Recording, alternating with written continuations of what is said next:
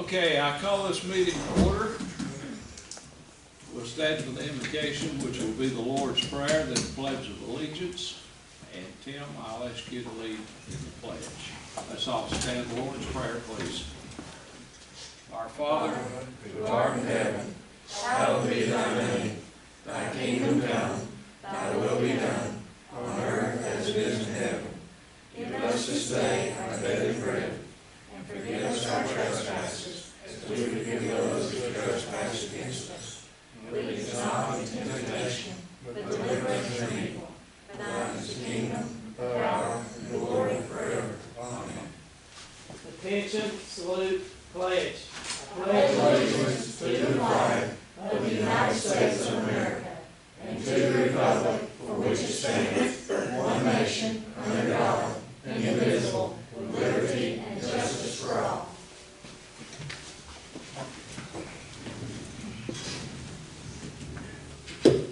Roll call, please. Commissioner Hughes. Here.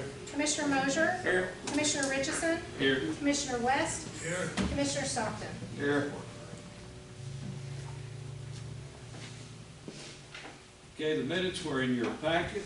Is there a motion? I had a chance to look those over from the previous meeting. A motion to accept. I'll make the motion. Second. Any discussion? All in favor, aye? Aye. Opposed likewise, motion does carry. Distributions by our recorder for February. General fund, page 1, we made a budget appropriation of $5,000 to the Boys and Girls Club of the Ocoee region. That's our total budget appropriation for the year. Employee and employer health insurance, $46,083.25, just below that. Further down, you'll see 2 entries that were paid for by the Placemakers grant, which is a 100% grant to us. $1,228.48 to Feather and Flock for micro grants, and $5,997.32 to Spectrum Electric. Both of those were on various business micro grants from the Placemakers, which is through the Department of Economic Development. Further down, you'll see $1,000 to Carla Kennicott. That was Sweetwater Creamery for a tourism grant.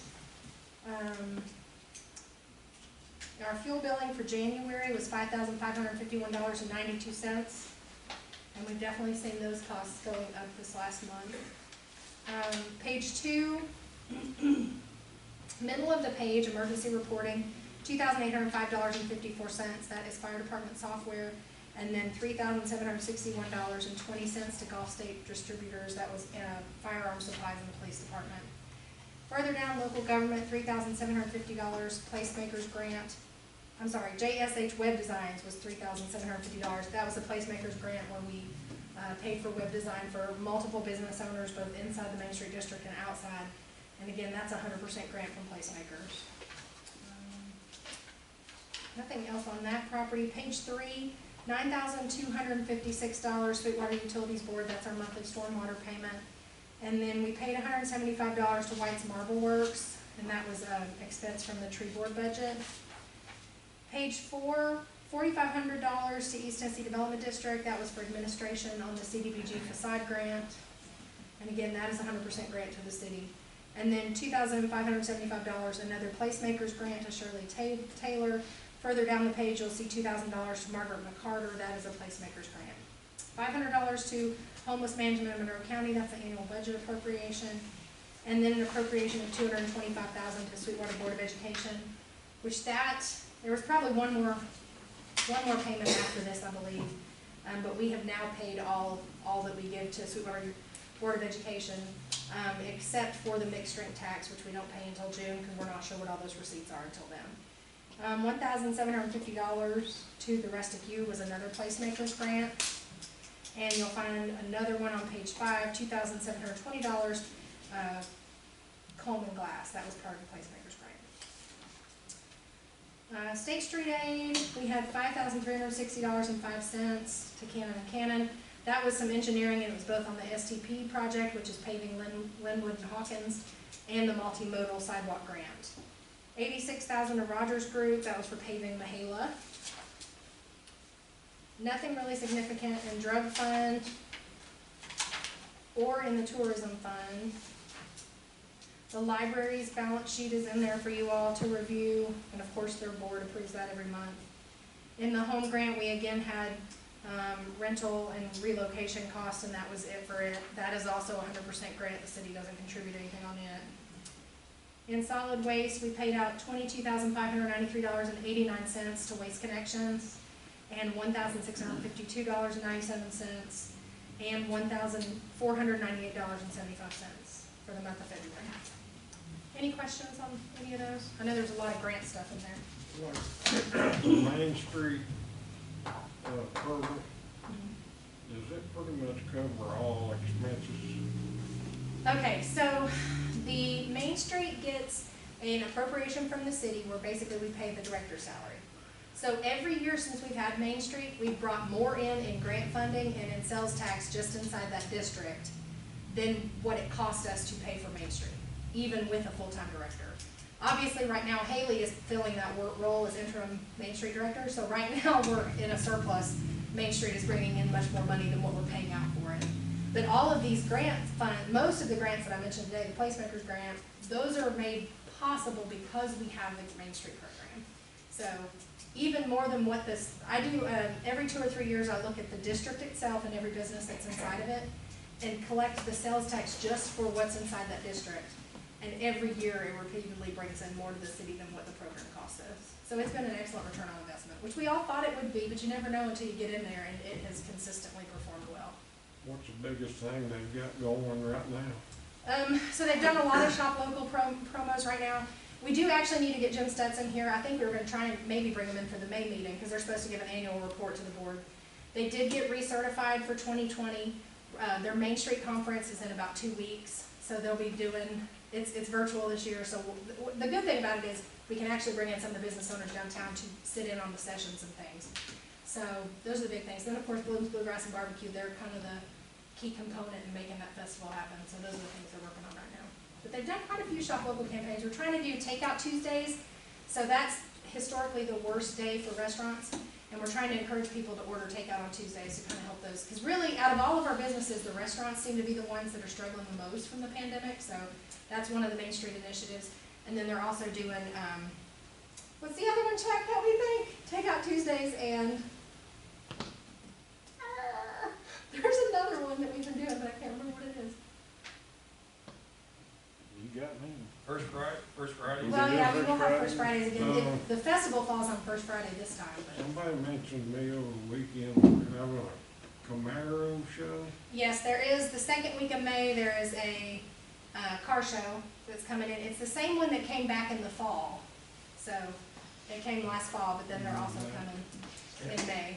There was over 100.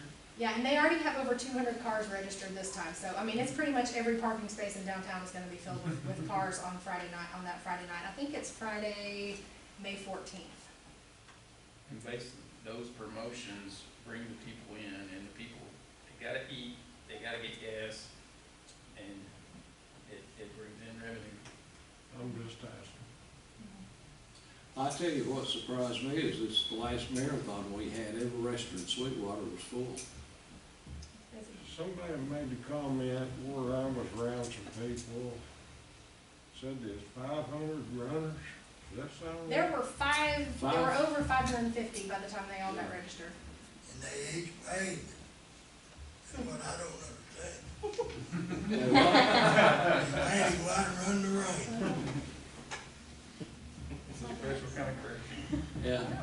Next year, if we have it, and they want to have it here, there'll probably be a lot. John and I were just talking, they could be easily 1,000 because people loved it. The people that came and ran, they loved it. They gave us a lot of positive feedback. Is that something Knoxville had and they've lost it? So Knoxville they couldn't do it in Knoxville this year. Knoxville has already told them, I think, that they're allowed to have it next year in the spring. So if they ask us again, they'll probably ask for a fall date, which actually kind of fits our calendar better because we don't have a festival anymore in the fall, so the marathon could kind of, make that. I think they're looking at some route changes too, because there were some of those things, you try them and you see what works, and then you realize, oh, like there were 2 hills in a row at one place, and I think that wore them out pretty good. My dad talked about some hills. Yeah, did he run it? Yes, he did. Very cool. Yeah, but they were the nicest people. They were super, really positive feedback. Okay. Thank you, Willow Creek. Olivia sat in the rain that Yeah. day at Willow Creek as a volunteer. Thank you. Thank you, Olivia. Tell us just a little bit about this bluegrass festival. Okay, so Bloom's Bluegrass Barbecue, it would be the 3rd annual year, but we had to cancel last year, so it's technically only the 2nd year. We've gotten about $9,000 in sponsorship so far, so almost all the costs right now are already covered. There is a barbecue competition that John Anderson is helping head up on Abbey Cook. And then Haley and I are in charge of the vendors. Danette McCreary has been a great volunteer. She's got together all the bands. We will have live music at the gazebo and at the Duck Park. It'll be May 7th, starting at noon and going till 8 at night. And that's the Friday. And then on Saturday, it's 10 to 6. We're not planning on closing roads for that unless there's just a huge crowd. We kind of have no idea what will happen this year. We don't know if it'll be super big or normal size, or we just kind of don't know. But we've got several vendors signed up already. We've got the inflatables that we purchased from the business that closed. We can run our own kids zone now and not have to charge for it because it'll just be free because it doesn't cost us anything. So we're always looking for volunteers, and we're still looking for some more sponsors, but we should have the schedule and the map finalized this week and get that out to everyone. Good deal. Thank you. Okay, do I hear a motion we approve the distributions? Second. All in favor, aye? Aye. Opposed likewise, motion does carry. In old business, we have the resolution for our 5-year plan. We have reviewed this in our meeting in January, plus I think we talked about it 2 weeks ago on a Monday night and went over everything. Is there a motion to accept? I'll make the motion.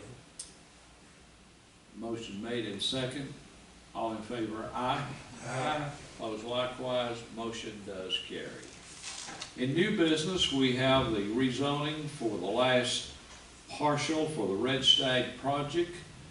Is there a motion to approve ordinance number 989 entitled an ordinance amending the zoning map of the city of Sweetwater by rezoning partial 11.00 of tax map 015 from A1 to M1 on first reading? Do I hear a motion? I make a motion to approve it. Second. Any discussion? Chuck, do you have anything to add to our previous discussion? No, not really. This is just that track that was left over right straight across from the dinner bell. Everything around it, you've already rezoned to M1. This is just that last remaining parcel. Okay, roll call, please. Commissioner Hughes, Aye. Commissioner Mosier, Aye. Commissioner Richardson, Aye. Commissioner West, Commissioner Stockton. Aye. Next, we have ordinance number 990 entitled the budget ordinance for the year ending June 30th, 2022, and tax levy for property tax year 2021 on first reading. We discussed this in our budget workshop.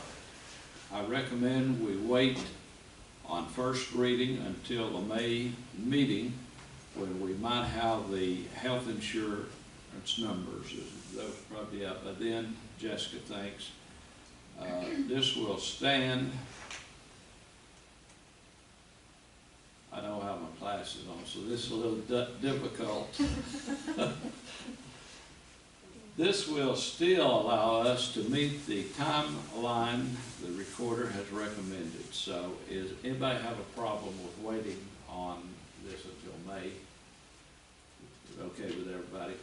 All right. Do you need a motion for table on that?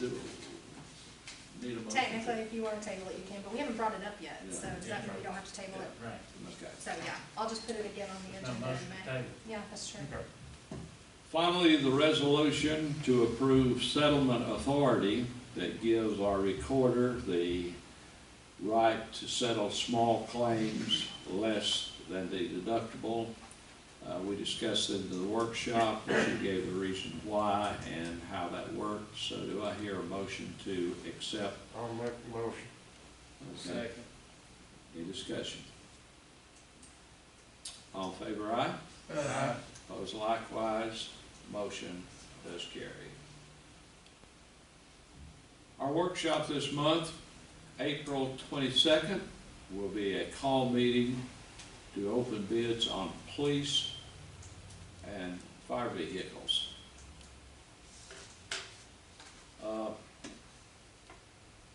Thank you for being here. I want to thank all the departments for the excellent work they did on the marathon.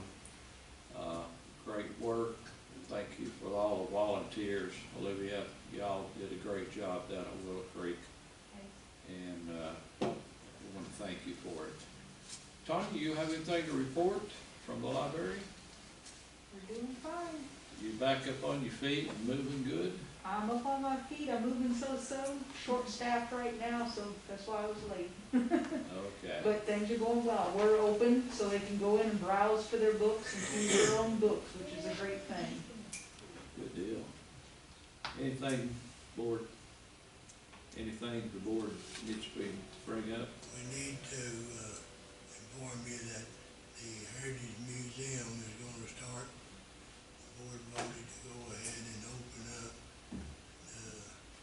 April the 10th, and then be on Saturday and Sunday for this season and see how we do. I can put it on the Facebook. Do you have any trouble still getting volunteers to come? No, not really, Dawn. We have a problem, they forget when the meeting is. But if you got somebody in mind, let Paige know or get her name or whoever. Okay. Teachers toured it, what was it, Tim, a couple of weeks ago? Teachers went, some of the teachers, they wanted me to tell you that they were impressed. It was, There was a bunch of them down there. yeah, that they were impressed that they didn't realize we had something like that in Sweetwater. A lot of people don't realize it. Yeah. I wonder if we could come out soon with a big day built around the museum to make it a, why don't we think about that? Just kind of maybe an all-day event and to get people to know we have a museum in Sweetwater. Yep. Yeah, okay. Come Saturday, 12:30, baseball opening ceremony, right, Lamar? April 10th. Yep, this Saturday. Okay, I have to get my old arm limbered up there, throw out that pass. Now, Buster, you know I can still pitch that The ball. only thing I say, I pity the boy that's trying to catch it. Now, so far, in, let's see, 11 years, I've thrown a strike every time, I believe, right, Lamar? I think so, I think you're good. Sounds good. And they something, when we started this big one, we had, the Lord's Prayer. All right, thank you for being here, we're adjourned. Yeah.